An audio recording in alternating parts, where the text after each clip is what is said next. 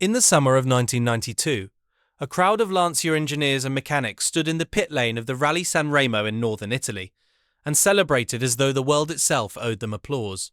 Their car, the Delta Integrale Evoluzione, had just secured the brand's sixth consecutive World Rally Championship, 6 years in a row. No manufacturer in the history of the sport had ever done it before. No manufacturer has done it since. The champagne moved fast. The martini banners snapped in the Italian evening air. Someone lit a flare. Someone else wept. Luca Fiorio, the Lancia team boss, raised a fist toward the sky with the certainty of a man who knew he was standing at the summit of something permanent. He was not wrong about the summit. He was only wrong about the permanence. Because here is what Fiorio could not have known in that pit lane, surrounded by the noise and the joy and the fizz of it all. Lancia would never enter another World Rally Championship as a factory team. The season that had just ended was also the last. The engineers celebrating around him would spend the following decade watching their life's work dismantled, not by a rival team, not by a faster car, but by the slow, deliberate choices of men in suits who had already decided that Lancia's glory was no longer worth funding. The car that had won more consecutive championships than any machine in rally history would be quietly retired.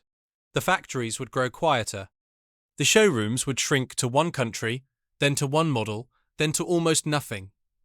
300,000 cars sold per year in 1990, 32,000 by 2024, 9,711 in 2025. They were celebrating. The clock had already started. This is the story of Lancia. Not a story of a company that failed to be great. A story of a company that was great, genuinely, historically, irreversibly great, and then watched everything it had built be slowly handed to someone else. The rise of a Turin genius. The peak of an unbeatable machine. And the fall of a brand that lost the war it should never have had to fight. Welcome to the story of the most decorated manufacturer in rally history, and the most heartbreaking decline in Italian automotive heritage. 1906. Turin, Italy. The cobblestone streets of Turin in the first decade of the 20th century carried the noise of a city being reinvented. Fiat had been founded 7 years earlier, and the automobile was beginning to change not just transportation, but culture itself.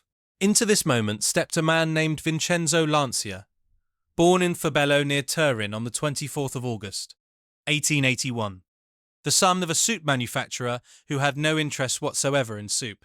Vincenzo had found his true calling as a test driver for Fiat, becoming one of the most celebrated and audacious racing drivers in Italy. He was fast, but more importantly, he understood machines the way a musician understands an instrument. Not just how they worked, but why they responded the way they did under pressure. By 1906, he had already won multiple races of international note. He had also developed something that most racing drivers of his era did not: a philosophy about what a car should be.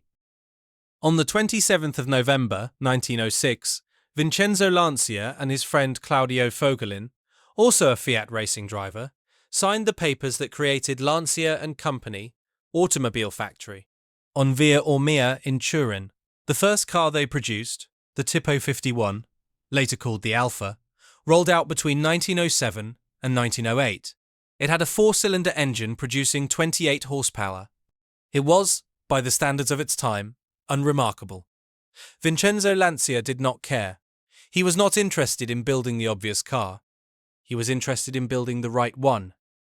And this philosophy, from the very first year of the company's existence, would become Lancia's greatest strength and, several decades later, its greatest burden. Vincenzo demanded innovation without compromise. He demanded that each car be better than any rational budget permitted. He demanded that no engineering question go unanswered, even if answering it cost twice what a simpler solution would have. His engineers did not simply design cars. They solved problems that other manufacturers had not yet admitted existed. The 1913 Lancia Theta became the first European production car to feature a complete factory-installed electrical system as standard on every vehicle. Not optional. Standard! 7 years later, in 1922, the Lambda arrived. And the Lambda changed everything. It was the world's first production car with a unitary load-bearing body structure, what we now call a monocoque chassis. Every car built today, in every price bracket, uses some version of this principle. Lancia figured it out in 1922. The Lambda also introduced a narrow-angle V4 engine, an independent front suspension. The company selling these cars employed a handful of people in a single factory in Turin. They had no partner, no parent company, no safety net. But here is what the ledgers were already showing in the background of all this brilliance. Innovation at this level, without volume, was ruinously expensive to sustain. The next chapter would prove it. Because Vincenzo Lancia was building a kingdom on the assumption that genius was enough. It was enough, for a while. But kingdoms built on genius and not on money have a particular kind of fragility, and it was only a matter of time before the mathematics would catch up with the man. 1937. Turin, Italy. The Lancia factory on Corso Borgone had by the mid-1930s become one of the most technically respected car manufacturers on the continent. The Augusta of 1932 had introduced a new standard for aerodynamics. The Aprilia of 1937 was so aerodynamically advanced that Lancia had used one of the first wind tunnels in automotive history to shape it, a level of scientific rigor that most of their competitors would not adopt for another 20 years. But Vincenzo Lancia would never see what became of the Aprilia. On the 15th of February, 1937, he died of a heart attack at the age of 55. He was found at his desk. He had been working. Control of the company passed to his wife, Adele Miglietti Lancia, and his son Gianni, then 13 years old. They made a decision that would define the next phase of the brand. They brought in Vittorio Jano. Jano was already a legend, the man who had designed the Alfa Romeo P2, P3, and 6C, some of the most successful racing cars ever built in Italy. He had been pushed out of Alfa Romeo by internal politics and arrived at Lancia hungry for redemption. Under Jano's influence, the post-war Lancia emerged as one of the most extraordinary automotive programs in the world. In 1948, the third series Ardea became the first production car in history to offer a 5-speed gearbox as standard. 2 years later, in 1950, the Aurelia arrived. The Aurelia was not simply a new model. It was a compendium of engineering firsts. It introduced the world's first full-production V6 engine. It introduced rear transaxle layout, a configuration later adopted by Ferrari, Porsche, Alfa Romeo, General Motors, and Volvo. It used inboard rear brakes to reduce unsprung weight. The Aurelia B20 GT version placed second overall at the Mille Miglia in 1951. It was, by any rational measure, a masterpiece. But Gianni Lancia, who became president in 1947, carried his father's obsessive drive for excellence, without his father's instinct for commercial discipline. He poured money into motorsport.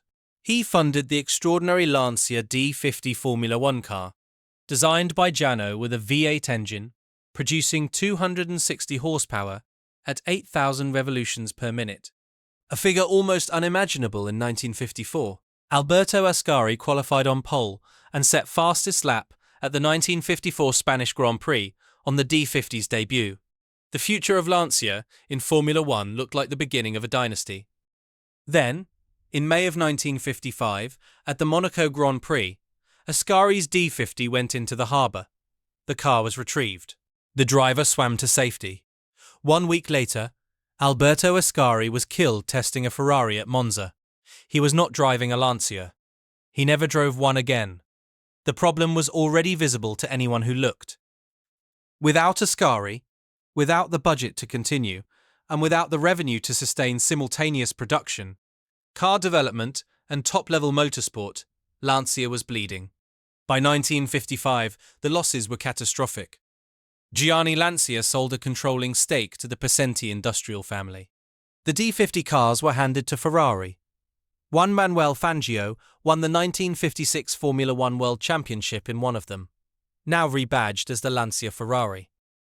The press called it a partnership. It was not a partnership. It was the liquidation of a dream. Lancia had reached its first summit. They had also made their first retreat. And retreats once begun, have a way of continuing. 1969. Turin, Italy. By the late 1960s, the second generation of Lancia's post-war ambitions was running dry. The Flavia of 1963 and the Flaminia were genuinely distinguished cars. The Fulvia coupe in particular was beautiful enough to make automotive historians still reach for superlatives. But the finances behind them were darkening month by month. Lancia was losing money in ways that a family-controlled company in a competitive market simply could not sustain. In October of 1969, Fiat made an offer. The price paid for Lancia and Company was, according to multiple historical accounts, effectively a single Italian lira, barely worth the paper it was printed on.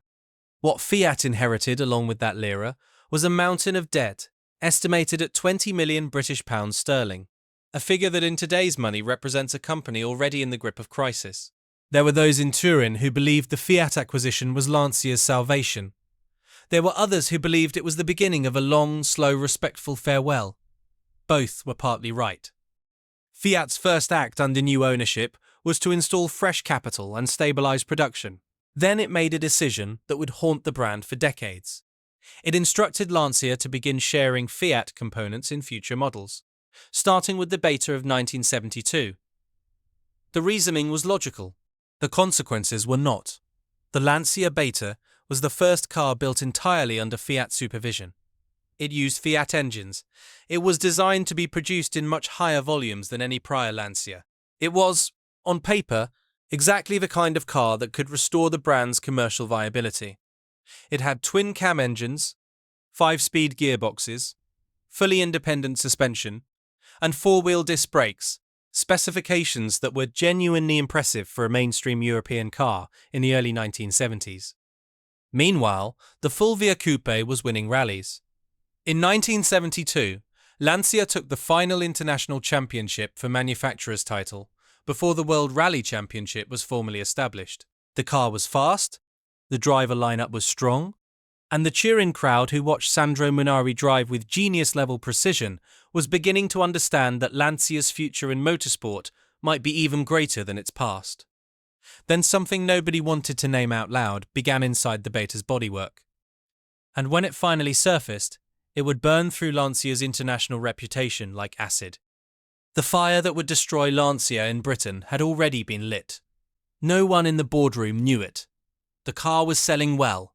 The wins were coming. But the thin Soviet steel inside the Beta's subframe was already beginning to eat itself alive in the damp English air.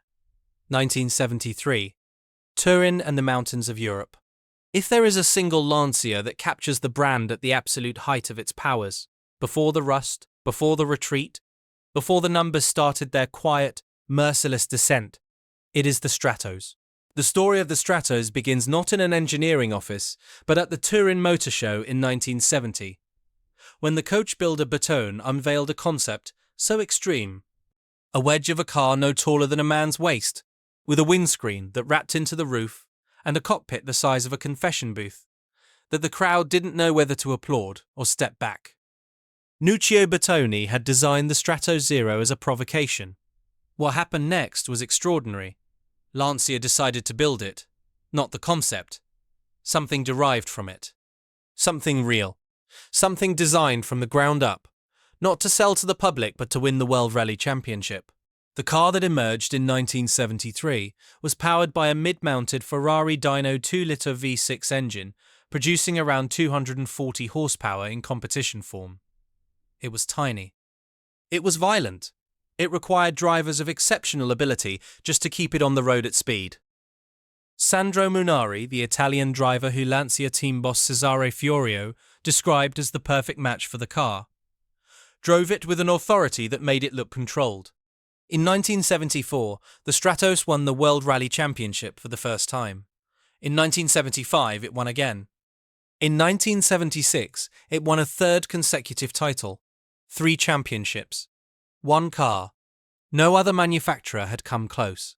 The Stratos had done what Vincenzo Lancia had always believed a truly great car could do. It had made the name impossible to ignore. By the late 1970s, Lancia was not merely an Italian car manufacturer, it was a sporting institution. In 1978, Britain was Lancia's biggest export market, with 11,800 sales recorded in a single year. The showrooms were busy. The name meant something in every country in Europe. And yet, here is the irony that the Lancia faithful could not bring themselves to see. The very car that was making Lancia famous on the world stage, the road-going Beta in its various forms, was quietly being destroyed by its own construction. The triumph on the stages and the catastrophe in the showrooms were running parallel, each invisible to the other, until they were not. If you are finding this story fascinating, please hit that like button and subscribe to the channel. It really helps us continue bringing you these deep dives into history. 1980, London, United Kingdom. On the 9th of April, 1980, the Daily Mirror published a story under the headline "Luxury Cars in Rust Riddle." The photographs showed Lancia Betas, not old ones, not abused ones, but cars only a few years old, with subframes consumed by corrosion. The rust had penetrated the metal that held the front suspension to the body of the car. In some cases, the subframe had softened to the point where a technician could collapse it by striking it with a hammer. The article ran on the front page. Television programs followed. Lancia's response was immediate and, in retrospect, exactly the wrong kind of decisive. They launched a recall program. Technicians were sent to inspect every Beta in Britain. The test was brutally simple. A mechanic would strike the front subframe with a hammer. If it collapsed, the car was taken back, crushed, and the owner compensated. If it held, the owner was sent away. More than 500 cars were purchased back and destroyed in this campaign. The number of owners who lost confidence in the brand and simply never returned to any dealership cannot be counted. The steel used in the early Betas, those built between 1972 and 1975, had come from a trade arrangement between Fiat and the Soviet government, a deal that exchanged Fiat 124 production licenses for raw materials from the USSR. The steel was of inconsistent quality and left the Betas catastrophically vulnerable to corrosion, particularly in the wet British climate. Lancia had introduced a 6-year anti-corrosion warranty the previous year, an automotive first in the United Kingdom. But this gesture of goodwill arrived too late to neutralise what the hammer test had already confirmed to every British owner who had read the morning paper. By 1981, British Lancia sales had begun their terminal decline. By 1983, the trajectory was irreversible. By 1993, with only 569 cars sold in the entire calendar year across the whole of the United Kingdom, a country that had once been Lancia's largest export market, Fiat Group quietly announced that right-hand drive Lancia production would cease. The brand pulled out of Britain formally in February 1994. The last model sold was the Delta, withdrawn in 1995, riding on a reputation built by rallying rather than anything that had happened in a showroom. The problem is that reputations destroyed in showrooms are not rebuilt on racetracks. Not with the general public. Lancia was still winning championships. Lancia was still building extraordinary cars. But the man in Birmingham, or Glasgow, or Bristol, who had watched his Beta dissolve in his driveway, had no interest in what Sandro Munari was doing in a mountain stage in Corsica. The rally wins and the rust scandal were happening at the same time. For the company, they existed in entirely separate departments. For the public, they were the same story. 1983. Rally stages across Europe. By the early 1980s, Lancia had moved on from the Stratos. The next weapon was the Lancia Rally 037, a car that became so instantly identified by its alphanumeric designation that no one ever called it anything else. The 037 was a mid-engined rear-wheel drive machine designed by Pininfarina and built by Abarth, with a supercharged 2-litre 4-cylinder engine producing 265 horsepower in road trim and closer to 325 in full competition specification. The 1983 World Rally Championship season was a direct confrontation between the Lancia 037 and the Audi Quattro, between the pure rear-wheel drive philosophy and the emerging all-wheel drive revolution. Walter Röhrl and Markku Alén drove for Lancia. The Quattro had all-wheel drive traction on every surface. The 037 had Rawl. At the Monte Carlo rally, which opened the season, Rawl drove a stage that those who watched it still describe in hushed terms. He won. Lancia won the Manufacturers' Championship that year, and in doing so made the 037 the last rear-wheel drive car in history to win the World Rally Championship title outright. It was an extraordinary achievement. It was also the last time a rear-drive car would ever do it. Because the all-wheel drive era was not coming. It had already arrived. Audi had shown the way. Lancia's engineers knew what was required next. The 037 was already obsolete on the day it became champion. What followed was the Group B era, the wildest, most dangerous, and most genuinely spectacular chapter in the history of motorsport. The cars produced for Group B had minimal regulations, near unlimited budgets, and power outputs that made them almost ungovernable on public roads closed for racing. Peugeot produced the 250 horsepower 205 T16. Audi produced the Quattro Sport S1. Lancia produced the Delta S4, a mid-engined, twin-charged monster using both a supercharger and a turbocharger simultaneously, generating around 450 horsepower in full race trim. Housed in a body barely larger than the road-going Delta hatchback it nominally resembled. The S4 was terrifying and brilliant. Then it became something else. Then the clock stopped. 2nd of May, 1986, Corsica, France.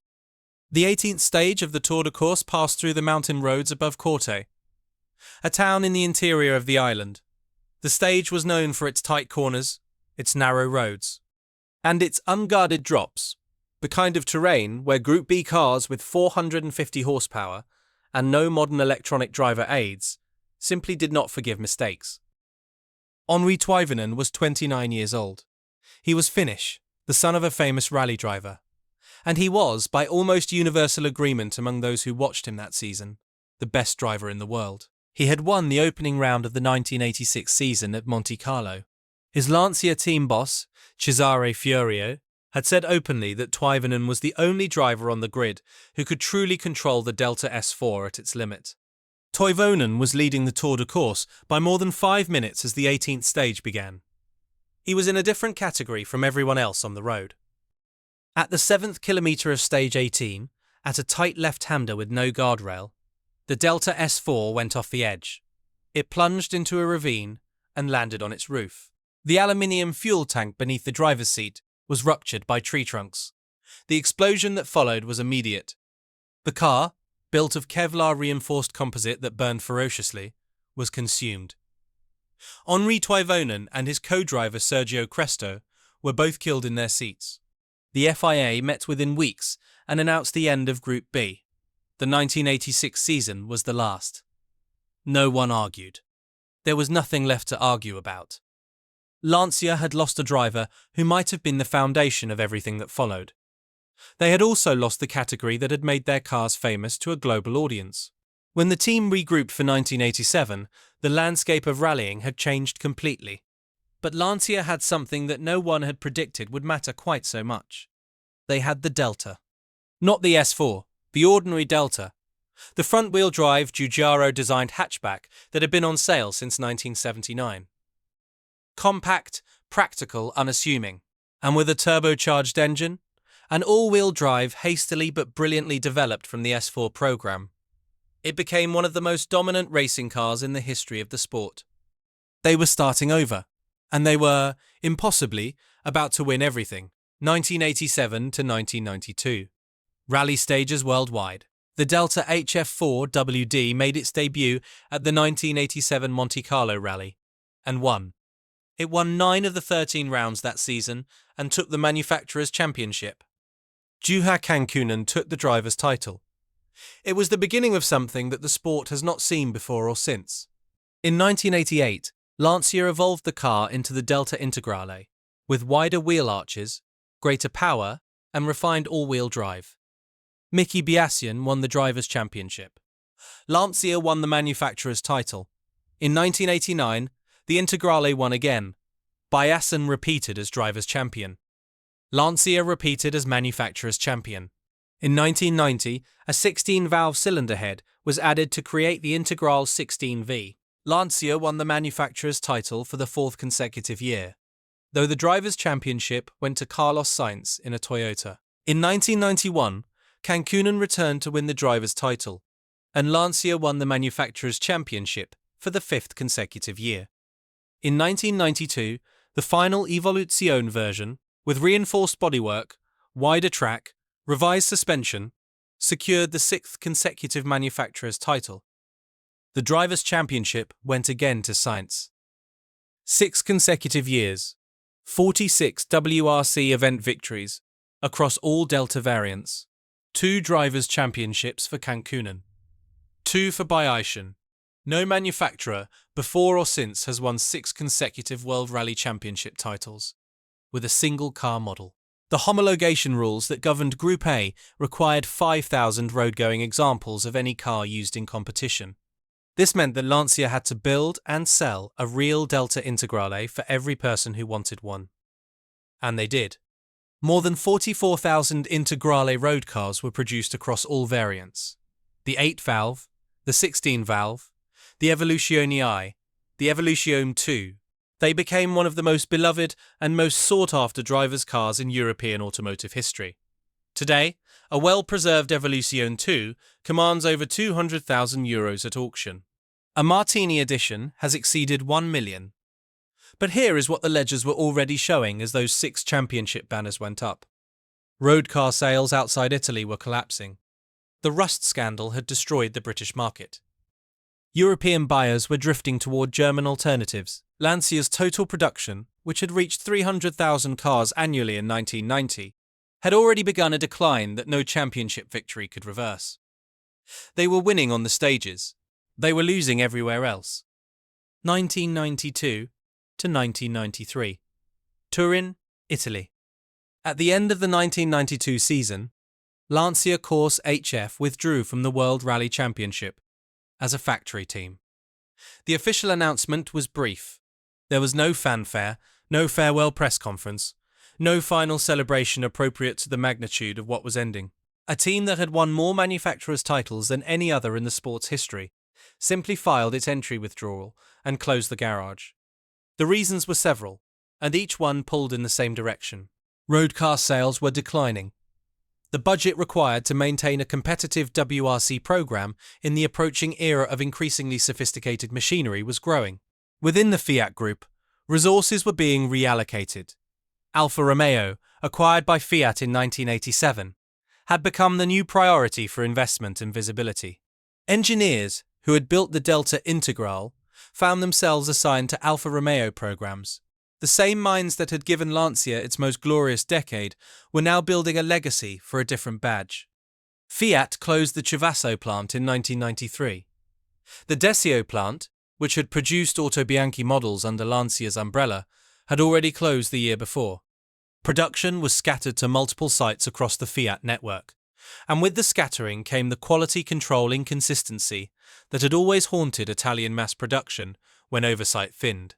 The Lancia Kappa, launched in the mid-1990s as an executive car to carry the flag, sold fewer than 110,000 units over its entire production run, less than a third of the Tema's sales total. The Dedra, the Prisma, the Zeta, these were not Lancias in any meaningful sense that Vincenzo would have recognized. They were Fiat platforms wearing Lancia badges, doing the job of sustaining the nameplate while the brand's identity was quietly eroded one shared platform at a time. We're halfway through this incredible story. If you're enjoying it, don't forget to like and subscribe. Your support means everything. 2009. Turin and Detroit. Fiat's acquisition of a 40% stake in Chrysler in 2009, made possible by the American company's bankruptcy during the global financial crisis, offered Lancia an unexpected lifeline and an identity crisis simultaneously. Olivier Francois, who had served as Lancia's CEO since 2009, moved to take over Chrysler's marketing operations in the United States. The plan, as announced, was creative. Chrysler models would be sold in Europe under the Lancia badge, and Lancia models would be explored for sale in America. In 2011, the Chrysler 300 was rebadged as the Lancia Tema for European markets. reviving the name of the brand's most successful 90s executive car for a car that had been designed in Detroit. The Chrysler Grand Voyager became the Lancia Voyager. The Chrysler 200 convertible became the Lancia Flavia. All three were offered in most European markets. None of them were offered in the United Kingdom and Ireland, where they were sold instead as Chryslers, a decision that illustrated perfectly the conceptual confusion at the heart of the entire program. The rebadged Chryslers did not sell. The Tamer moved fewer units in 3 years than the original Lancia Tamer had sold in its first year of production. The Voyager was too large and too American for a European market that had moved conclusively toward compact crossovers. The Flavia was discontinued after barely 2 years. By 2015, all Chrysler-derived Lancia models had been quietly removed from the European market. What remained was one car, the Ypsilon, a small, 5-door city car built on Fiat Panda mechanicals. Since 2014, manufactured in Poland, marketed exclusively in Italy, and populated almost entirely by a customer base that surveys showed was approximately 75% Italian women. This was Lancia in 2015, the most decorated manufacturer in the history of rally racing. The brand that had introduced the monocoque chassis, the V6 engine, the 5-speed gearbox, and the rear transaxle to the world. The company that had beaten every rival in 6 consecutive World Rally Championship seasons. One car, one market, one segment. Meanwhile, Subaru was winning championships with the Impreza. Ford was dominating with the Focus RS WRC. Citroën was building a dynasty with the Xara. The world that Lancia had shaped with the Integrale was now being won by others, using the all-wheel drive philosophy that Lancia had pioneered. The problem was already visible to anyone who looked. No model range means no reason to visit a showroom.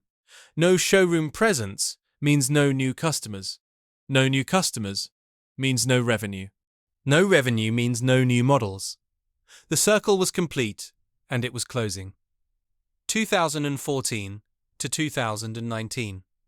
Italy.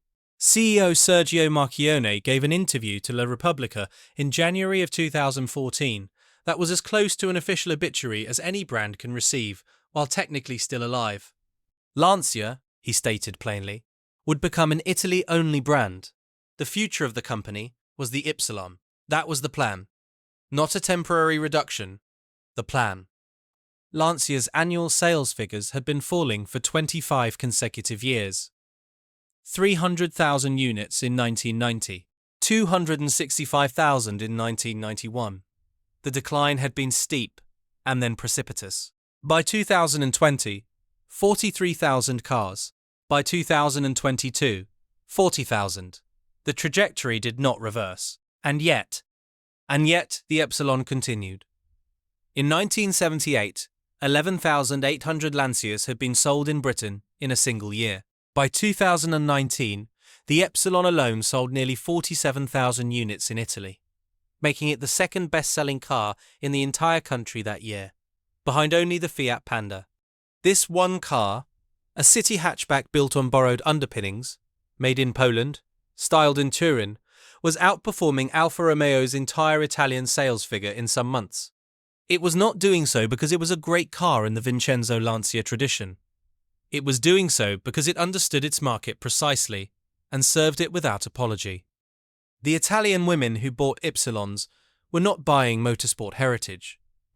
They were buying a practical, well-presented city car with Italian character, available in fashion collaborations and special editions that made the car feel personal rather than generic. The Casino edition, the Moschino edition. These were not the choices of a brand with engineering ambition. They were the choices of a brand that had found a way to survive in the only territory it still held. But survival is not restoration. And the distance between where Lancia was in 2019 and where it had been in 1992 was not simply a distance measured in sales figures.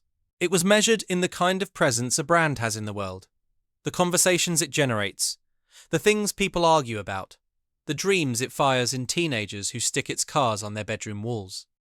No teenager in 2019 was putting an Ypsilon on their wall. They were putting Integrale Evoluzione posters on their walls, paying €200,000 at auction for the last true expression of what Lancia had once been. The car was worth more dead than the company was worth alive. The tragedy does not get more explicit than that. 2021 to 2024. Europe. When Fiat Chrysler and the French PSA Group completed their merger in January of 2021 to form Stellantis, the question of Lancia's future became suddenly pressing.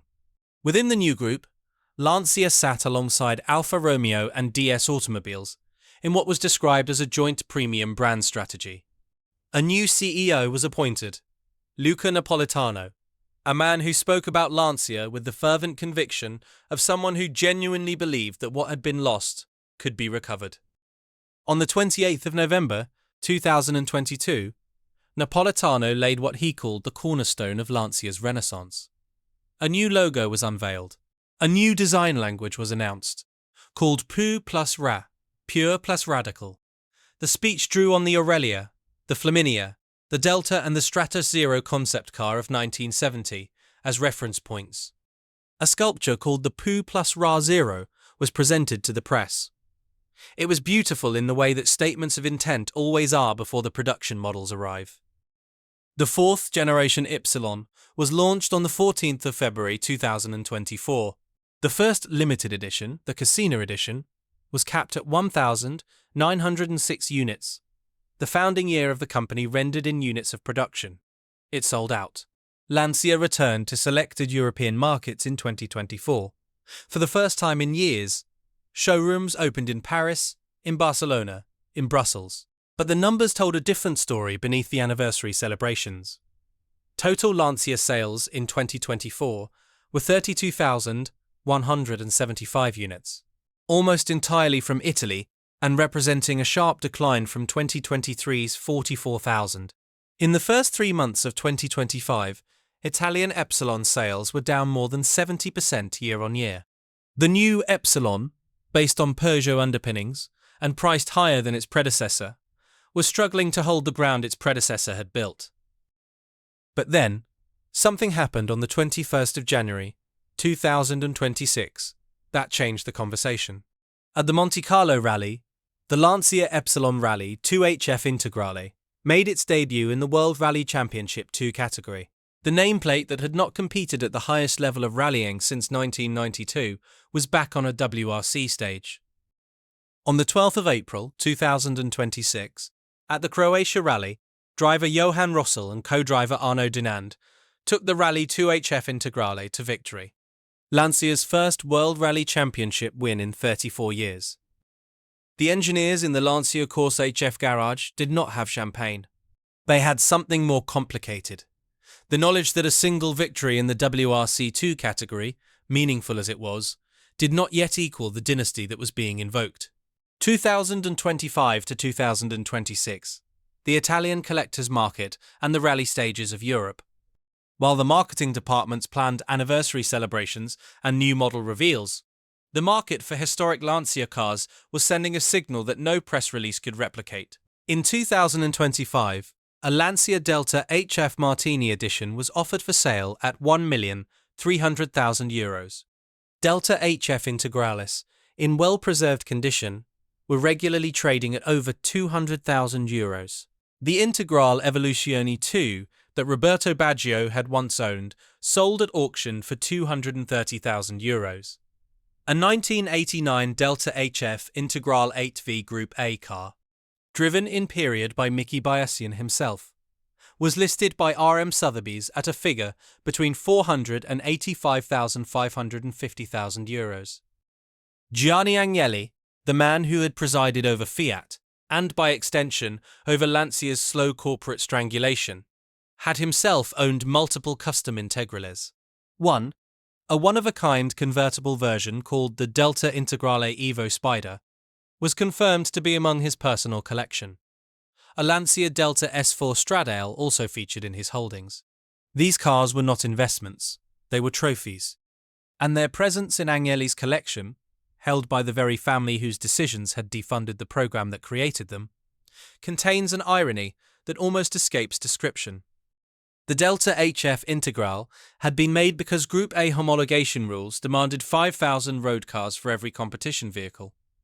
It had been a technical requirement, a regulatory obligation, and it had become the most admired, most coveted, most financially valuable thing the Lancia brand ever produced.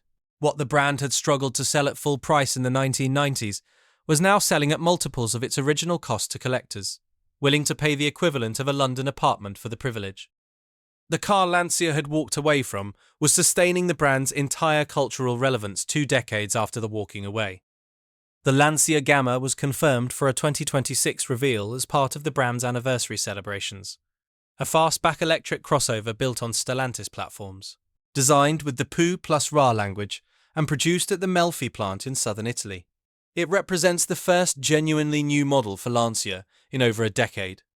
Whether it can do what the Aurelia did in 1950, what the Stratos did in 1974, what the Integrale did in 1987, whether it can make people feel the way Lancias once made people feel, is a question that only the roads and the years will answer.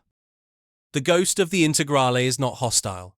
It does not block the future, but it stands in every showroom, visible to every potential buyer, as a reminder of the distance between what was and what is. The gap is not unbridgeable, but it is real, and it is wide. Return to the pit lane at the Rally San Remo in the summer of 1992. Luca Fiorio's fist raised toward the Italian sky, the 6th championship banner going up, the champagne and the martini banners, and the flare burning red against the dusk. What they thought was strength, the decision to build everything around motorsport, to race as a primary purpose and sell as a secondary one, turned out to be the weakness. When the racing stopped, there was nothing else holding the brand's identity together. Every great car Lancia had been built in the image of a competition program. The Aurelia, because Giano wanted to race. The Stratos, because Fiorio wanted to win. The Delta, because the Group B rules had forced Lancia to build a production car so good it accidentally became a legend.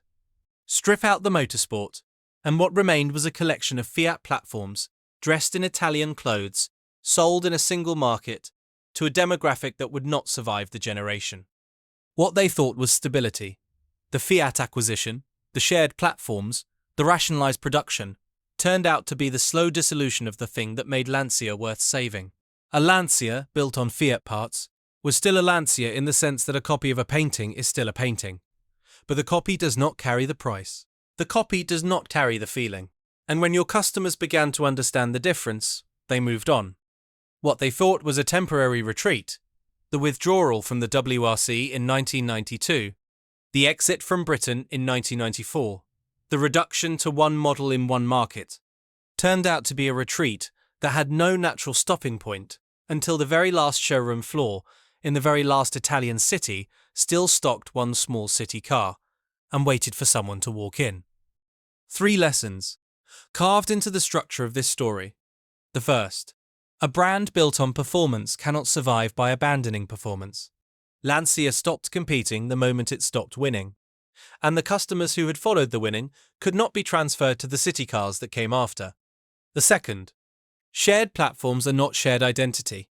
The engineers who built the Integrale were not interchangeable with the engineers who built the Fiat Punto, on which so many later Lancias were based. Rationalization saves money. It does not save brands.